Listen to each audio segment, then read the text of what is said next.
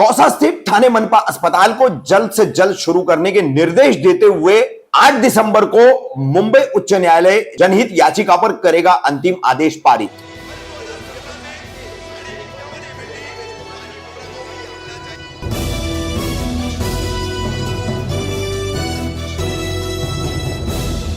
मैं रफीक कामदार हिंदुस्तानी रिपोर्टर में आपका स्वागत है। कौसा स्थित ठाणे मनपा का हकीम अजमल खां अस्पताल, इस अस्पताल को लेकर एपीसीआर कमेटी द्वारा आरटीआई एक्टिविस्ट हनीफ कामदार की इकट्ठा की गई जानकारी पर एक पीआईएल फाइल की गई, जिस पर निरंतर सुनवाई चल रही है। सुनवाई के बाद जिसे सीनियर काउंसिल यूसुफ मुछाला जो है एपीसीआर की तरफ से रिप्रेजेंट कर रहे हैं और कोर्ट में सारे मुद्दों को रख रहे हैं। तो अब तक का दो खबरें हमने आपको दिखाई कि एपीसीआर की इस पीआईएल पर हाईकोर्ट में क्या क्या हुआ। तो गत 29 नवंबर बुधवार को फिर एक बार हाईकोर्ट में इसकी सुनवाई हुई। सुनवाई के दौरान सीनियर काउंसिल यूसुफ मुछाला ने बताया कि 100 बेड का यह अस्पताल इतने ज्यादा बजट में बनाया गया, लेकिन अब भी वहां के वीकर सेक्शन ऑफ सोसाइटी यानी आर्थिक तौर पर जो दुर्बल घटक है उन्हें इस अस्पताल का कोई फायदा नहीं मिल रहा है। और जिस तरह से मनपा ने इस अस्पताल को यहां पर शुरू करना चाहिए था वो इतने सालों में नहीं किया है।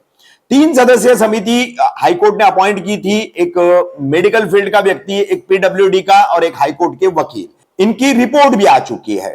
ठाणे मनपा ने अपना एक एफिडेविट भी फाइल किया है।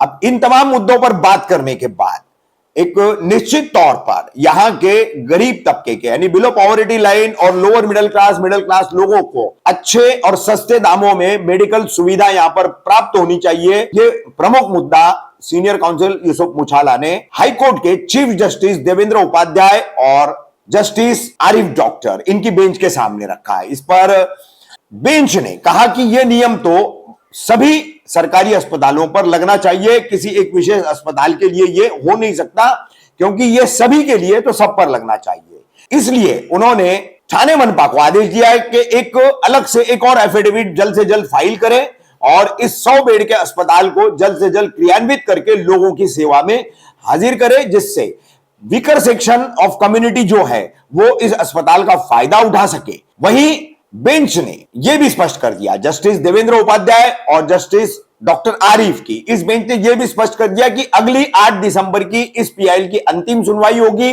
जिसमें उचित दिशा निर्देश देने के बाद इस याचिका की सुनवाई पूरी करके इसको डिस्पोज किया जाएगा, इसको खत्म किया जाएगा।